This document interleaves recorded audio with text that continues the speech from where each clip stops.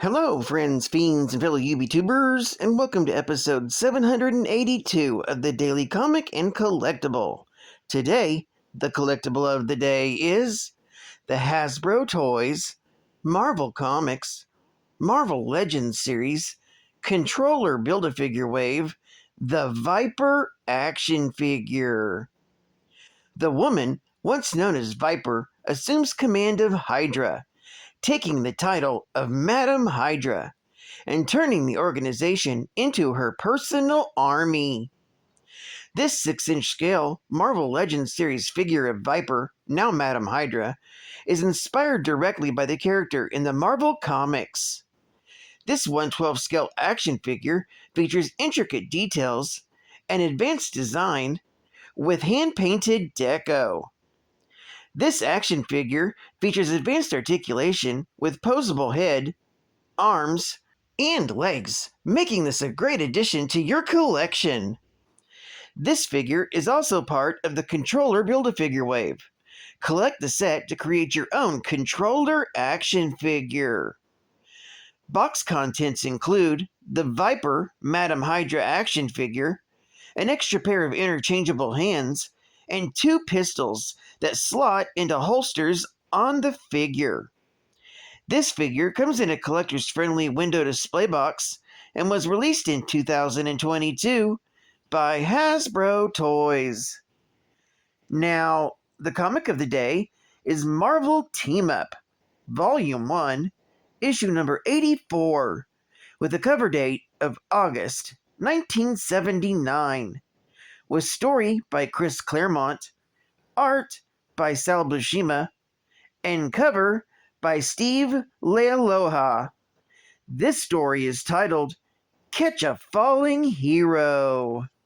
The story opens at 7 p.m. on a cool, clear weekday evening as the Silver Samurai, the Boomerang, and their leader, the Viper, tune into the nightly television newscast with Walter Cronkite from S.H.I.E.L.D. Helicarrier. All the S.H.I.E.L.D. agents, including Clay Quartermain, who is the carrier's helm, are under the Viper's hypnotic control. As the Viper listens to the newscast, which announces the president's address to the nation later that evening before a joint session of Congress, she recalls the days long past when she and the Cobra, then members of the Serpent Squad, battled Nomad. When their building collapsed in flames, she plunged to the floor, and the serpent crown of Lemuria fell from her head. A falling brick knocked her out, and then the fires ignited a ruptured gas main, and the house blew apart.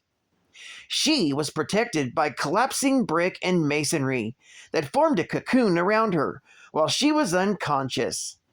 Then she found a drain pipe, one of the Cobra's secret exits, and entered a sewer that carried her beyond the police lines around the house. She emerged from the manhole and started to walk away, weakened and disarmed. However, a van pulled up alongside, whose driver introduced himself as Ishiro Tagara, a cadre leader with the Japanese Red Army, a group that occasionally worked with Hydra. He remembered her from the time that she was Madam Hydra, one of the organization's powerful leaders. Together, they drove unnoticed by Nomad and the police, and Tagara eventually brought her to his estate in Japan, where she spent several months recovering. She was surprised to discover that she had fallen in love with Tagara, and she also evolved a master plan to crush the United States. With America mortally wounded, she reasoned the oppressed people of the world would rise in the ultimate revolution. The first step in her plan was to field test a hypnobeam, with which she compelled all the S.H.I.E.L.D. agents in the underground New York offices to depart for 1 hour. At the same time, she sent the Silver Samurai, one of Tagara's allies, to steal a crystal that would have made an ideal energy source for the teleportation unit that she wanted to construct. Unfortunately for her plan, Spider-Man and the Black Widow stopped the samurai. Faced with this impasse, it required her more time for her to create her teleport ring. But just as she was about to use it, the device was lost in the mail and misdelivered to none other than John Belushi of the Saturday Night Live television show. This time, the Silver Samurai succeeded in retrieving it, and soon he and she teleported into the S.H.I.E.L.D. helicarrier's sickbay early one morning, when most of the S.H.I.E.L.D. agents were off duty. They replaced the physician's video phone with a device modified to project a hypno beam, and soon the physician was in their power. Then, every time a S.H.I.E.L.D. crewman was summoned to the sickbay, he or she was likewise hypnotized. Soon, S.H.I.E.L.D's seemingly impregnable headquarters was hers to command. Meanwhile, at that same moment, 1,000 feet above the helicarrier, Spider-Man and the Black Widow, who still believes she's a schoolteacher named Nancy, are silently descending on hang gliders towards the giant S.H.I.E.L.D. aircraft. They land carefully on its flight deck, avoiding the vortices from its giant engines. Suddenly, Spider-Man's spider sense tingles, warning him of an approaching S.H.I.E.L.D. squad. The troopers arrive, but when they turn on their flashlights, they see no one. Spider-Man and the Widow cling to the side of the helicarrier and breathe a sigh of relief. Then they make their way silently along the aircraft's hull. Spider-Man is used to walking on walls and is quite confident, but the Widow abruptly flashes back to her Nancy Rushman identity and becomes petrified with fear. Spider-Man quickly catches her in his arms and reassures her, and suddenly they find themselves kissing each other, even though Spider-Man knows this is hardly the time or the place for this. Just then, Fury's air car approaches the helicarrier, as planned. Spider-Man takes the Widow's hand and gently leads her towards their goal. Clay Quartermain, in the helicarrier bridge, clears Fury for landing. The Silver Samurai asks the Viper why they don't simply kill Fury and get it over with. But the Viper wants to avoid arousing outside suspicion. Better to wait until he is in the helicarrier before destroying him. When he lands, a group of agents meet him. He then orders them to stow his air car, then deliberately turns his back on them and walks away. But when the agents raise their weapons to kill him, they are all rapidly knocked unconscious by the master martial artist, Shang-Chi. Suddenly, there's a powerful explosion. When the smoke clears, Fury lies unconscious, having taken the brunt of the blast, and Shang-Chi is facing Boomerang. Boomerang contemptuously tells Shang-Chi that he defeated a martial artist named Iron Fist not long ago. However, this is of course not true. He hurls a Razorang, one of his weapons, but the martial arts master shatters it with his wristband. Then a Gasorang explodes above Shang-Chi's head in a cloud of nerve gas. Shang-Chi holds his breath, but suddenly the floor under his feet starts to descend, taking him out of danger. This surprises Shang-Chi as much as it does his opponent. Boomerang attacks, but Shang-Chi slams him in the abdomen. Boomerang retreats to hurl more of his weapons, which Shang-Chi dodges or shatters as he works his way towards him. Finally, a series of karate blows knocks Boomerang to the floor. With his last bit of energy, the criminal hurls an explosive boomerang that turns the elevator area into twisted scrap metal. Moments later, Boomerang's image appears on a monitor, and he informs the Viper and the Silver Samurai that Fury and Shang-Chi have been taken care of permanently. Spider-Man carries the Black Widow to a porthole that Fury told them about. They enter a storeroom not far from the command deck, but as they steal cautiously through the room, Spider-Man's spider sense starts to tingle. Suddenly, the lights turn on, and they come face to face with a fully armed squad of S.H.I.E.L.D. agents, led by Clay Quartermain, and accompanied by the Viper and the Silver Samurai. The Widow recognizes the Viper from her nightmares and collapses to the floor with a scream. Spider-Man demands to know what the Viper did to her. The Viper replies that she asked the Widow questions that the Widow refused to answer. That's when the Viper orders Quartermain to kill them. Just then, the Boomerang enters with Shang-Chi, whose hands appear to be tied behind his back. Boomerang asks whether the Viper might want to question Shang-Chi the way she did the Widow. Annoyed at this unwanted show of initiative, the Viper orders Boomerang to put his prisoner with the others and kill them all at once. However, Boomerang strips off his cowl and stands revealed as Nick Fury. Shang-Chi leaps into action and starts knocking out the S.H.I.E.L.D. agents. The martial artist recalls how, after the explosion, Fury recovered, defeated Boomerang, and dressed in his costume. Shang-Chi then pretended to be his captive.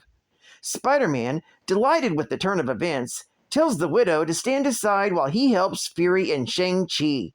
But the Viper asserts that Fury has no chance against hundreds of S.H.I.E.L.D. agents, and even if he does manage to survive, he will still be too late to save the president. Then, she and the Silver Samurai head to the bridge, where Spider-Man goes after them. The samurai draws his energy sword to do battle. Spider-Man dodges, but the blade strikes a glancing blow that's hard enough to hurl him across the room, out the porthole, and into the open air, 2 miles above the ground. This story is continued in Marvel Team-Up, Volume 1, Issue number 85. Geek Fact: Boomerang brags about recently defeating Iron Fist, though he's lying, as Iron Fist defeated him as depicted in Iron Fist, issue number 13, with the cover date of June 1977. He also brags about being able to sustain a blow from the Hulk. Here, he's referring to his conflict with the Jade Giant, back in Tales of Suspense, issues number 81 through issue number 88, from September of 1966 through April of 1967, respectively. Bonus Geek Fact: Viper goes over some recent events relative to this story. Viper explains how she managed to cheat death during her battle with Nomad in Captain America, issue number 182, from February of 1975. She also recounts how she sent the Silver Samurai to steal the Cavorite crystal. That was in Marvel Team-Up, issue number 57, from May of 1977. And how the Silver Samurai stole a teleportation ring from actor John Belushi in Marvel Team-Up, issue number 74, from October of 1978. Advertising Ad Fact. Just for you, our magnificent Marvel Goodies! Got any supervillains in your neighborhood? Well, take care of them with the Spider-Man Web Shooter. It's here at last. Zap yourself a string of fun with your very own Web Shooter. You think Evel Knievel is good on a motorcycle? Well, wait till you see Spidey do his thing. Gyro-powered. He somersaults, leaps into the air, and does hundreds of stunts. Then, we have an automatic rewinding motor that soars 30 feet. And for fun outside in the snow or sun, get a spider copter. And last but not least, okay, Marvelites, you've seen these great Marvel Mego superhero dolls on TV. Now's your chance to order a set for your very own. And there's many to choose from. Okay, fantastic people, I can hardly wait to get all these great goodies I've ordered. Only from Marvel. And I'm MC Cat on the Rap Some Like It. Here's a little story and I'm sure you'll like it. Swift and sly and I'm playing it cool with my homegirl, Puffy Abdul. Baby, baby, seems we never agree. easy. I take things serious and you take 'em light. I go to bed early and you want to blink all night. Oh my god. Heroes take 2 steps forward, villains take 2 steps back. They come together with a final geek fact, and you know it ain't fiction, just a basic geek fact. A comic comes together with cat fans' geek facts, and you know it, baby. Nothing in common but cat fans' trust. He's like a minus, facts are like a plus. Superman going up, Batman's coming down, but they seem to land on common ground. When things go wrong, I'll make corrections to keep things moving in the right direction. Try to fight it, but I'm telling you, cats, it's useless. It's the final geek fact. A ruthless killer and a master poisoner, the woman simply known as Viper is a world-class terrorist, mostly known for her position as Madam Hydra, supreme leader of the fascist organization Hydra. Born in a war-torn region of Europe, Viper was physically and mentally scarred by violence since a tender age. Weaponizing her ire as a Hydra recruit, fully embracing nihilism as her ideology, she grew up to despise corporations and government institutions, making her life goal bringing up their end.